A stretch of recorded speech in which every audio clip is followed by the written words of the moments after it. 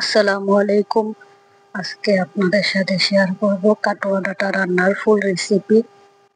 এখানে দেখতে পারতেছেন এটা হলো ডাটার মতোই, কিন্তু এই ডাটাটা খুবই শক্ত হয়। এটাকে কাটোয়া ডাটা বলে। এটা ডাটার মতো তো একটা নরম হয় না, আর এটা অনেক বড় বড় লম্বা লম্বা হয়।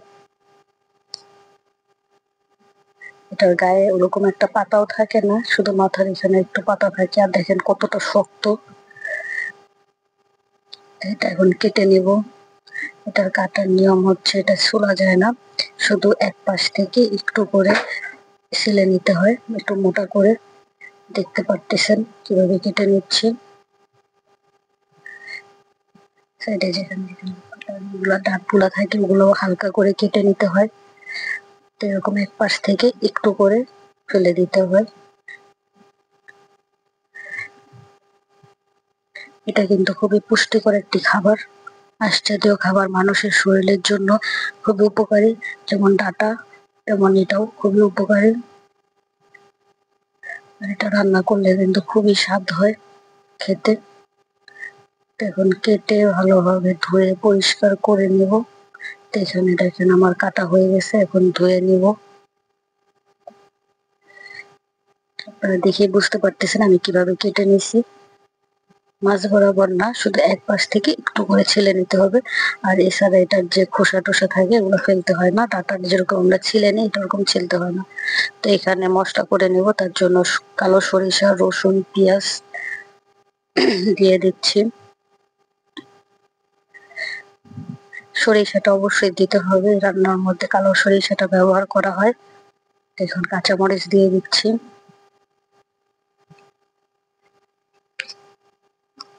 এর মধ্যে গুঁড়া মশলাগুলো দিয়ে দিব।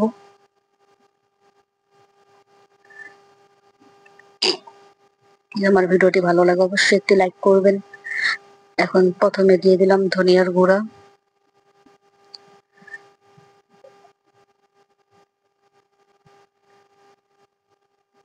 তারপর দিয়ে দিল হলুদের গুঁড়া।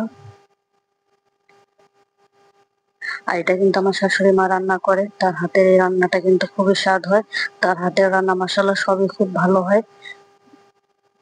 এখন দিয়ে দিচ্ছে মরিচের গুঁড়া,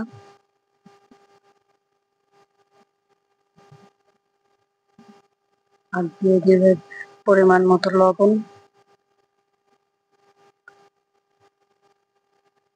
এখন আরেকটা মশলা দিবে, সেটা হচ্ছে কাঁচা জিরার গুঁড়া। জিরাটা যেমন মানুষ বেটে নেয়, আমরা কাঁচা জিরাটাকে রোদে শুকিয়ে গুঁড়া করে নিই। আমরা সব রান্নাতেই জিরার গুঁড়া বা বাটা ব্যবহার করি। তো এখন পানি দিয়ে ভালোভাবে ব্লেন্ডার করে পেস্ট করে নিলাম। এখন কড়াইতে তেল দিয়ে দিছে মা। এখন মা হলো মশলাগুলো দিয়ে দিল। এখন ভালোভাবে একটু নেড়ে চেড়ে কষাই করে নিবে। কষিয়ে নেওয়া হয়ে গেলে এখানে ডাটাগুলো দিয়ে দিবে। ডাটা দিয়ে ভালো করে নেড়ে চেড়ে, যেন ডাটার গায়ে সব মশলা লেগে যায়, এরকম ভাবে ভালো করে একটু নেড়ে চেড়ে দিতে হবে। এখন এখানে অল্প অল্প পানি দিয়ে একটু বারবার করে কষা করে নিবে। তো কষাতে কষাতে যখন এরকম পুরো শুকনা হয়ে যাবে, সব পানি শুকিয়ে তেল উঠে যাবে, তখন পরিমাণ মতো সিদ্ধ হওয়ার জন্য পানি দিয়ে দিবে। আমার যতটুকু পানি লাগবে এটা সিদ্ধ হতে, ততটুকু পানি দিয়ে দিচ্ছে। নেড়ে চেড়ে ঢেকে রান্না করে নেবে যতক্ষণ না সিদ্ধ হয়ে যায়।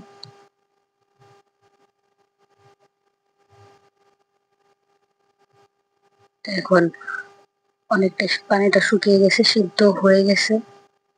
আর একটু চুলায় রেখে করে ঢেকে দিয়ে আর একটু রান্না করে নিবে। দেখেন নামানো হয়ে গেছে কমপ্লিট খাওয়ার জন্য। এখন আমরা একটু খেয়ে দেখি কেমন হয়েছে। মাশাআল্লাহ, খুবই স্বাদ হয়েছে। তা আপনারা অবশ্যই একবার ট্রাই করে দেখবেন। এটা কিন্তু খেতে খুবই ভালো হয় আর স্বাস্থ্যকর খাবার।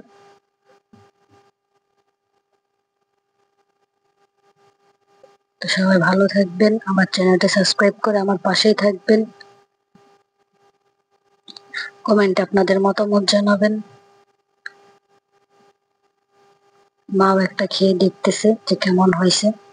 তো সবাই ভালো থাকবেন। আল্লাহ হাফেজ। আসসালামু আলাইকুম।